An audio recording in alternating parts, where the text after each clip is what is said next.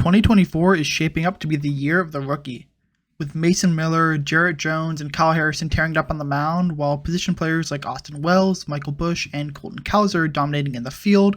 It's obvious that there's a ton of young talent that's swarming in the major leagues. Even though players like Jackson Holliday haven't had the start that they would have liked, there's a ton of young talent that is dominating Major League Baseball right now. There are tons of red-hot prospects who are looking to make their Major League debut sooner rather than later. Paul Skenes, Kyle Manzardo, Coby Mayo, and Orelvis Martinez are four big names at the top of a lot of prospects lists who are ready to go ahead and make an impact at the Major League level the second their team calls them up.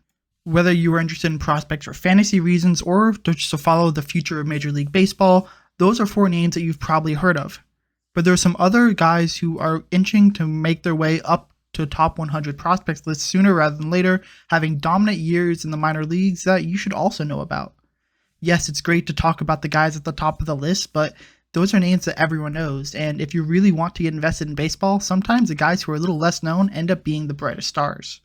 It seems like every major outlet or Twitter personality has a top 100 prospects list, so let's take a moment to look outside of those lists and look at 5 guys who have the potential to not only get on those lists, but be superstars at the major league level who have had red-hot starts to the 2024 season.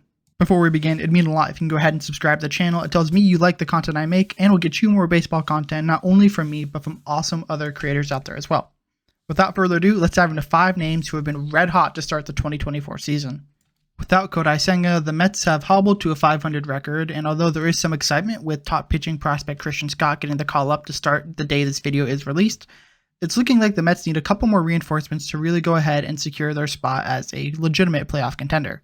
Although he shouldn't debut this year, Jonah Tong has tore up the minor league and might be the biggest riser across all of minor league baseball, not only just pitchers, but players in general, and his stats back it up. Tong grew up in Canada around the Ontario area, and he ended up playing for the Toronto Mets youth baseball program, so a little bit of irony there as he is now a Mets prospect. He spent his senior high school season at the Georgia Premier Academy in Statesboro, Georgia, and was the 7th round pick of the Mets in the 2022 MLB draft.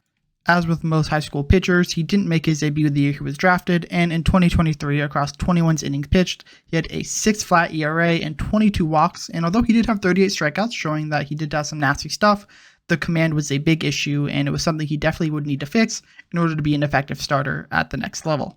It seems that most of those control issues has gone away. He started the year with the Single-A St. Lucie Mets, and in 18 2/3 innings pitched, he struck out 36 and only walking 5. His whip was 0.64, and he really seemed to be putting things together. He was generating a lot of whiffs on his fastball, and he also had a really good curveball that was a plus pitch before and seemed to be getting more whiffs as well. It's that swing and miss potential that really makes Tong an exciting prospect and someone the Mets are looking at as a high riser in their system.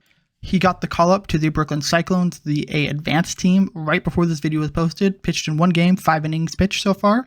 He struck out 7, but did walk 3, so maybe those control issues are starting to creep back a little bit, but this is an incredibly small sample size. He only allowed 2 hits across those 5 innings pitched, so we'll see exactly how he goes and develops, but he is a name I would absolutely want to keep an eye on as this season progresses. He could be a fast riser, and although he is young at only 20 years old, he could very easily see himself in the major leagues sometime next year. We'll move over to the Dodger system and talk about Jeral Perez, a second baseman who has been tearing up Single-A at only 19 years old. The second baseman put up some pedestrian numbers his first 2 seasons after signing out of the Dominican Republic as an international free agent, but he has really started to put things together in 2024. He's doing this while, as I've already mentioned, 19, which is about 2 years younger than the average age of someone in Single-A. So far this year, a .329 batting average, a .446 on base, and a slugging percentage of .579 is his OPS above 1,000, which is incredibly impressive, especially for someone that young. Although defensively he is a little bit limited, he has played third base in the past, and he played a game at shortstop this year. It seems like his home is going to be at second base long term, where he has had some defensive issues, a .924 fielding percentage right now, 5 errors on the season. Not great to see, but if he can really put things together, there's not a doubt in my mind that he can go ahead and be an above average everyday hitter. Defense, that'll come with time, but if he can go ahead and make sure that he keeps hitting, the Dodgers will find a place to put him in the lineup. The designated hitter exists for a reason, and if his defense truly is that bad, you can DH him. National League has a DH now. The universal DH has been in effect for years, so I'm sure that's something that's going through their mind, and if they really don't think that his defense is good or is not part of their future plans, the Dodgers are always in contention. They can always trade him to get an established major leaguer, and another team can go ahead, put him at DH, and reap the offensive benefits.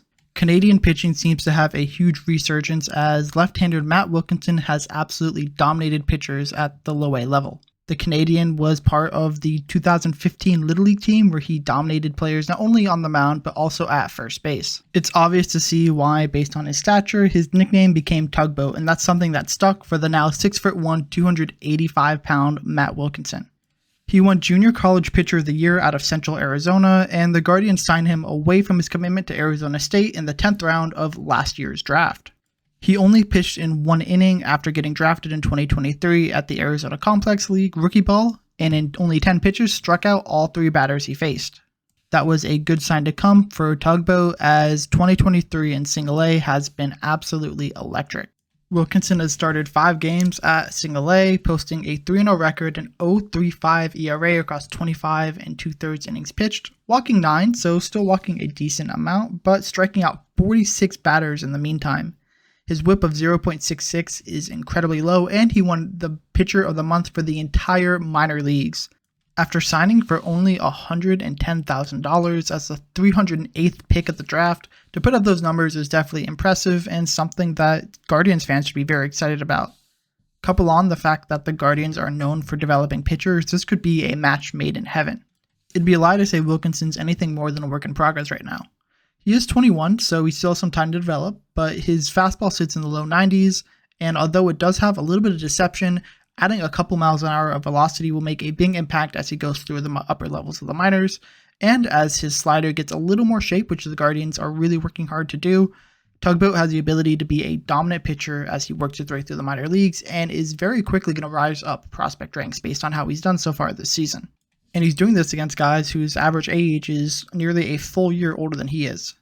He's doing a very good job of managing hitters, and as he progresses through the upper levels of the minors, if he can maintain this success, he could be a dominant starter for the Cleveland Guardians.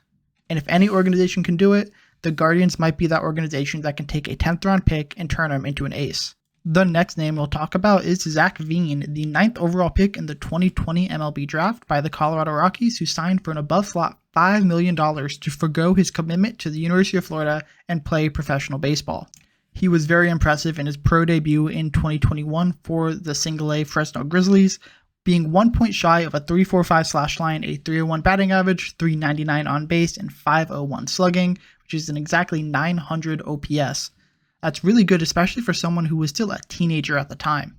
He continued to dominate High A in 2022 and struggled a little bit with a promotion to Double A later in the year before starting there in 2023. People around the industry will tell you the jump from Single A to Double A is the hardest to do in all of minor league baseball, second only to Triple A to the major leagues, so it made sense that a young player was struggling at that level. He returned there in 2023, and his season never really got going. He struggled mightily the first 2 months before a left wrist tendon injury, which required a surgery, knocked him out for the rest of the season. However, those in the know realized that that 2023 campaign was not indicative of his potential. That left wrist tendon injury I mentioned earlier had plagued him the entire season, and it was obvious that it was impacting him tremendously when it came to his abilities on the field. Things are finally coming together for the 22-year-old who's nearly 2 years younger than the average player in AA. A .328 batting average, .427 on base, .549 slugging for an OPS above 1,000. Things are finally coming together for Zac Veen, who also has 7 steals already on the year. He's someone who, although isn't a true 5-tool guy, can be above average at every single aspect of the game. You could be a 20 stolen base player, a 20 home run player, a guy who can hit above 300 at the major league level. Those are things that are all valuable to a team, and in a place like Coors, Zac Veen can really find his footing. He's dominated to start 2024, and it seems like his potential will be reached, and that wrist injury really was a huge detriment to his 2023 season.